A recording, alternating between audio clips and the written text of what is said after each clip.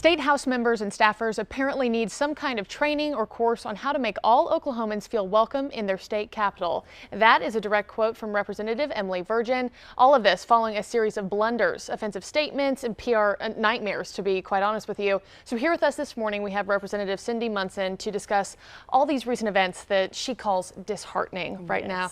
Good morning, and thank you for being with us You're welcome. today. Thank you for having me. I wanted to just start off this conversation by getting your input. What is it that you've been most concerned about here lately? With these recent events is just really making sure that people know that they're welcome at the Capitol. I think right now we're in a time where Oklahomans want to learn how to advocate for themselves on the issues that are important to them, specifically the budget. We all know that that's actually the most important issue that we're facing. And so with these allegations, the things that happened at the beginning of session, what has happened during session with comments about various groups that have come to the Capitol. The reason why I use the word disheartening, it's because I really feel it's important that people come to the Capitol and talk to their lawmakers. But when those words and feelings are coming out of the state Capitol, it makes it really hard for people to feel comfortable and that they're accepted and that they can come and talk about the things that they care about without being judged. And take us through a list, you know, those comments. I'm assuming that you're referring to the cross-dressing comment that was sent out in the email. What else? Ralph Shorty's resignation, Representative Bennett. I mean, take us through exactly what you're referring to here, especially for people who may not be aware of everything that's happening. So in the beginning of session, there were sexual harassment allegations. And so for women specifically, young women who want to come and talk about the things that are important to them on various issues, I think there are some apprehensions now talking to male lawmakers.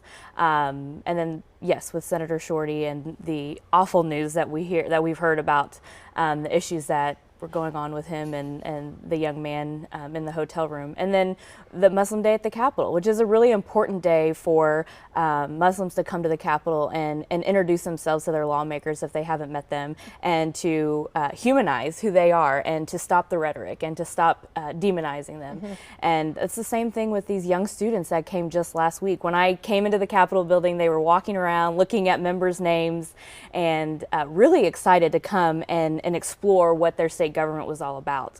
And so when that email came out, it was really sad, and I don't think a lot of them took it lightly, and so that was very disheartening. And as a state representative yourself, you're in that building every day. Yes. Do these events shock you? Yes. Or do you see an environment of hatred or lack of diversity there? Yeah, Are you surprised? Everybody is so kind there. So when you hear things like that, it is shocking, and you never want to get used to that.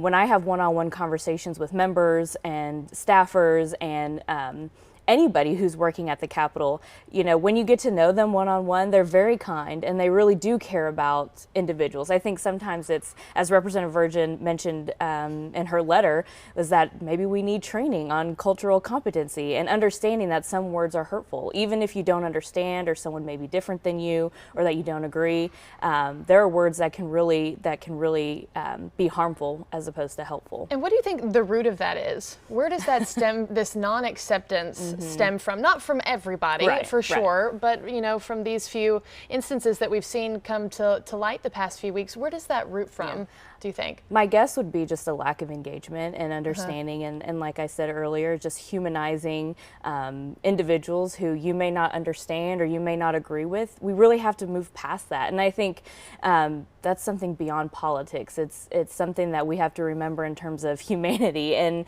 making sure that you realize that there are all sorts of people that live in the state of Oklahoma, and they have every right to come to the state capitol and talk about what's important to them, and we have to make that place a welcoming place. There are people that come to my office that I don't necessarily agree with, but they are actually a priority to me because I want to see where we can find common ground and where we can push back and get through the differences and really see each other as Oklahomans. And I think that has to be a priority throughout the entire building, and I think these instances are awful, and but I do believe that there are times that we can have teachable moments and, Sure. and learn from each other. And speaking of those teachable moments, it's great that we're having this conversation. I think the conversation needs to be had, but what is actually, your first step? Can you have a training course like is being discussed here? Is that possible? I think it is possible. We've called on the Speaker of the House to have trainings, and he has said that he will make those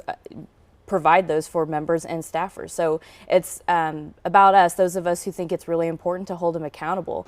And that's not just towards one particular caucus. It should be for the entire state capitol building. And right now it's really important. And I think we should move forward in making sure that it happens.